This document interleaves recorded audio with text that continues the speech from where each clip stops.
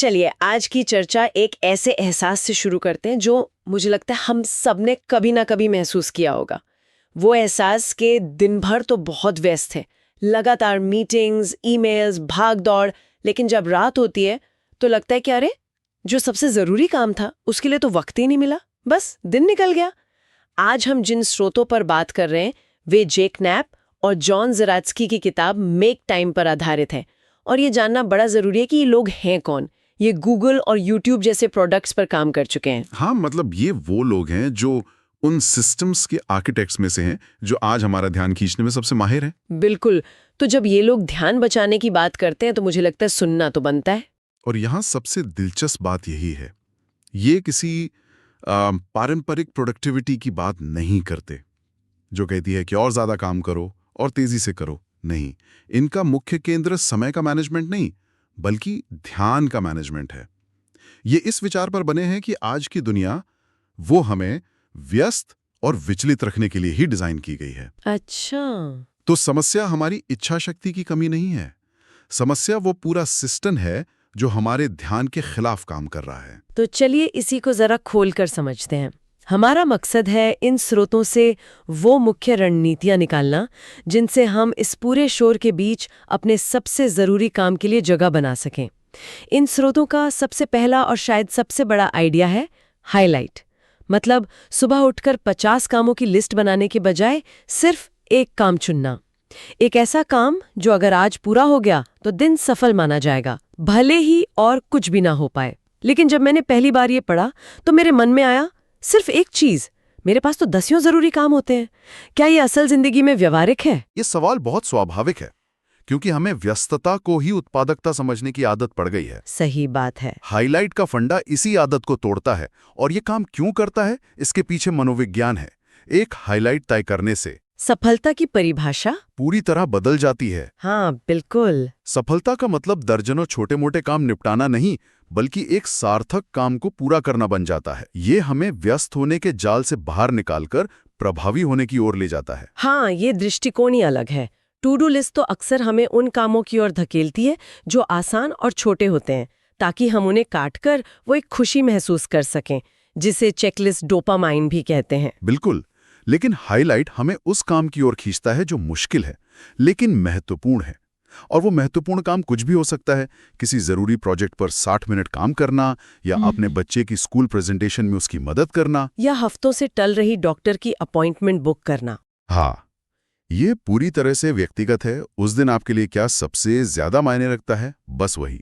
ठीक है, तो हाईलाइट तो तय कर लिया। मान लीजिए मैंने तय किया कि आज मुझे अपनी एक जरूरी रिपोर्ट पर 1 घंटा काम करना है। लेकिन असल दुनिया में तो बॉस का ईमेल भी आएगा, घर से फोन भी आएगा, तो फिर ध्यान भटकाने वाली चीजों का क्या? यहीं पर तो असल चुनौती है। और स्रोत इस चुनौती को स्वीकार करते हैं। वो कहते हैं कि आपका ध्यान आपकी सबसे कीमती संपत्ति है और हर ऐप, हर वेबसाइट, हर नोटिफिकेशन, वो सब इसी के लिए लड़ रहे हैं। यहीं पर लेजर मोड का आइडिया आता है। ये एक बहुत ही व्यवहारिक तरीका है।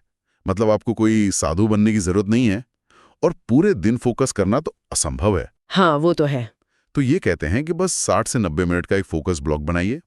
एक ऐसा ब्लॉक जहां आप जानबूझकर खुद को दुनिया से काट लेते हैं। फोन दूसरे कमरे में, ईमेल टैब बंद, नोटिफिकेशंस बंद, और सिर्फ अपने हाईलाइट पर काम। सिर्फ 60 से 90 मिनट, ये सुनने में तो संभव लगता है। हम अक्सर सोचते हैं कि मल्टीटास्किंग से हम ज्यादा काम कर रहे हैं, पर असल में तो हम सिर्फ अपने ध्यान को एक काम से दूसरे पर तेजी से स्विच कर रहे होते हैं। और हर स्विच की एक कीमत होती है।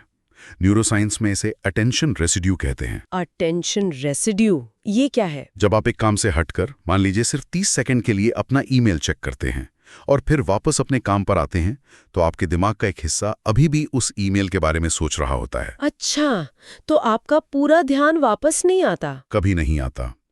लेजर मोड इसी अटेंशन रेसिड्यू को खत्म करने का तरीका है।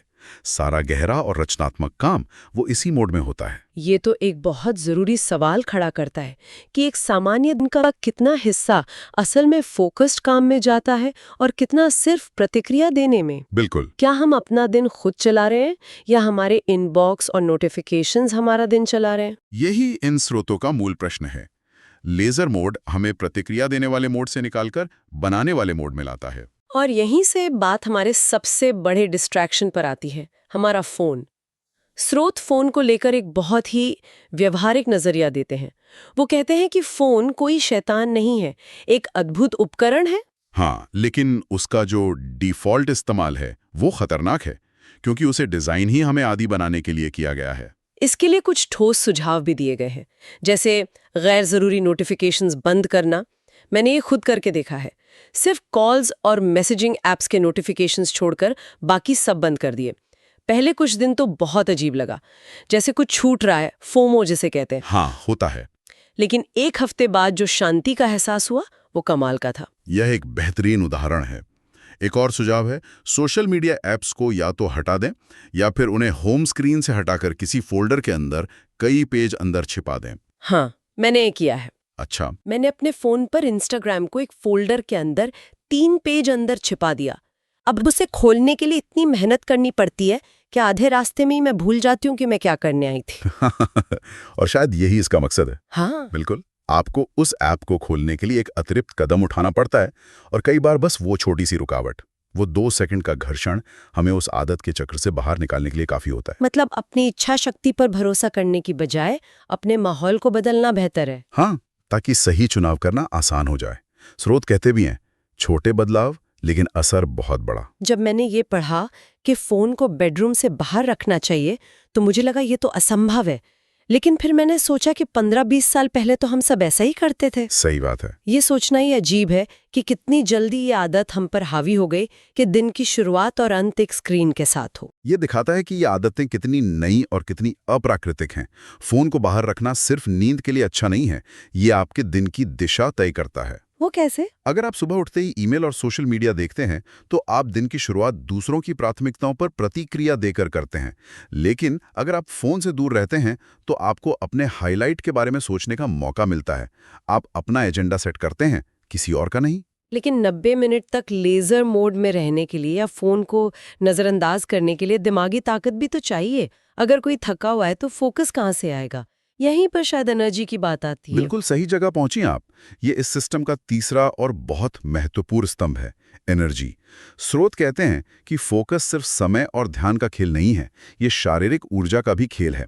अगर शरीर को सही नींद, सही खाना और थोड़ी एक्सरसाइज नहीं मिल रही तो दिमाग भी अपनी पूरी क्षमता से काम नहीं कर सकता। हमारा दिमाग हमारे शरीर का ही एक हिस्सा है। अगर शरीर थका है तो दिमाग भी धुंधला महसूस करेगा। लेकिन कई लोगों को लगता है कि काम के बीच में टहलने जाना या दोपहर में एक छोटी सी झपकी लेना, ये तो काम से जी चुराना है। हमारी कार्य संस्कृति तो लगातार बैठे रहने को मेहनत का सबूत मानती है। ये एक बहुत बड़ा मानसिक अवरोध है।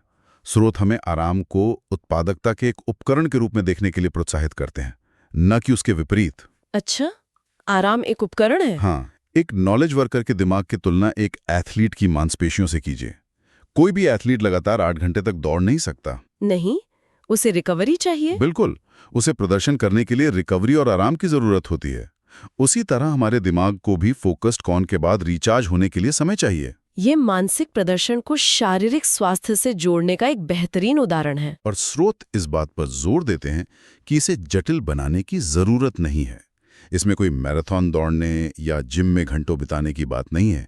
ये शरीर का सम्मान करने की छोटी छोटी आदतों के बारे में है। जैसे हर घंटे अपनी कुर्सी से उठकर थोड़ा चलना, कॉफी के बजाय पानी पीना ताकि आप हाइड्रेटेड रहें, दिन में 15-20 मिनट के लिए बाहर निकलकर धूप और ताजी हवा लेना, और सबसे जरूरी, रात को सोने से 1 घंटा पहले स्क्रीन बंद कर देना। ये छोटे छोटे निवेश हैं जो आपके ध्यान और ऊर्जा के स्तर पर बहुत बड़ा रिटर्न देते हैं। इन स्रोतों की एक और अच्छी बात जो मुझे लगी वो ये है कि ये कोई सख्त नियम नहीं बताते। मतलब ये किसी एक तरीके को सबसे अच्छा बताकर उसे हम पर थोपते नहीं हैं, ये प्रयोग करने पर जोर देते हैं। हाँ, और यह दृष्टिकोण इसे कई अन्य प्रोडक्टिविटी सिस्टम से अलग बनाता है जो अक्सर बहुत कठोर होते हैं। एक ही साइज सबको फिट वाले। बिल्कुल, ये हर व्यक्ति को अपने लिए काम करने वाले तरीके खोजने की आज़ादी देता है। स्रोत इसे एक वैज्ञानिक की तरह सोचना कहते हैं। ये बात इसे बहुत ज्यादा व्यावहारिक बना देती है।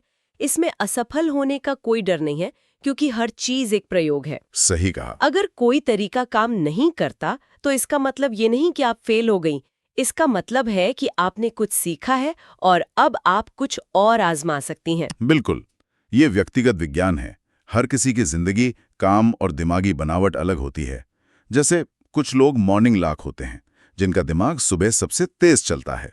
उनके लिए अपना लेजर मोड सुबह 8 बजे रखना सबसे अच्छा हो सकता है। और कुछ लोग नाइट आउल होते हैं। हाँ, उन्हें शायद दोपहर में या शाम को फोकस करना आसान लगता है।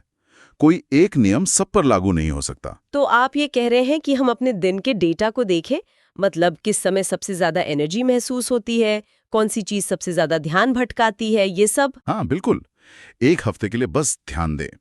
हर दिन के अंत में 2 मिनट निकालकर सोचें, आज का हाइलाइट क्या था? क्या मैंने उसके लिए समय निकाला? किस चीज ने मेरा ध्यान भटकाया? इन छोटे छोटे अवलोकनों से ही आपको अपनी व्यक्तिगत प्रणाली बनाने के लिए कीमती जानकारी मिलेगी। तो कुल मिलाकर इन स्रोतों का सार ये है कि व्यस्त होना कोई सम्मान का तमगा नहीं है। हर नोटिफिकेशन का जवाब देना और हमेशा ऑन रहना ये सफलता नहीं है। नहीं है? असली सफलता वो है जो मायने रखता है, उसके लिए जानबूझकर समय और जगह बनाना। बिल्कुल। और जब हम इस नजरिए से सोचते हैं तो ये बहुत शक्तिशाली हो जाता है। अगर हर रोज सिर्फ एक जरूरी चीज पर 60 से 90 मिनट पूरे मन से काम किया जाए तो कुछ ही महीनों में जिंदगी कितनी बदल सकती है। हाँ, वो प्रोजेक्ट पूरे हो सकते हैं जो सालों से अटके हुए हैं। वो आदतें बन सकती हैं जिन्हें हम हमेशा से बनाना चाहते थे। और वो जो लगातार व्यस्त रहने का तनाव है, वो भी काफी कम हो सकता है। ये स्रोत हमें दिन का हाइलाइट चुनने का एक ढांचा तो देते हैं, लेकिन ये गहरा सवाल भी छोड़ जाते हैं। और वो क्या है? सवाल ये है कि कोई ये कैसे तय करे कि असल में क्या मायने रखता है। इस सिस्टम के सारे टैक्टिक्स, फोन को दूर रखना, लेजर मोड में जाना, ये सब तो आसान हिस्से हैं। असली काम, और शायद सबसे मुश्किल काम, ये जानना है कि आपका हाइलाइट होना क्या चाहिए। सच है, ये सिर्फ दिन की योजना बनाने से कहीं आगे की बात है। ये तो जीवन की प्राथमिकताओं की बात है। हाँ, हर दिन एक हाइलाइट चुनना। डिजिटल शोर के इस महासागर में अपनी प्राथमिकताओं को परिभाषित करने का एक अभ्यास है। यह खुद से हर सुबह ये पूछने जैसा है, आज अगर मैं सिर्फ एक ही काम कर पाऊं तो वो क्या होगा जो मुझे सबसे ज्यादा संतुष्टि देगा। और उस सवाल का जवाब हमें न सिर्फ एक प्रोडक्टिव दिन की ओर ले जाता है, बल्कि शायद एक ज्यादा सार्थक जीवन की ओर भी ले जा सकता है।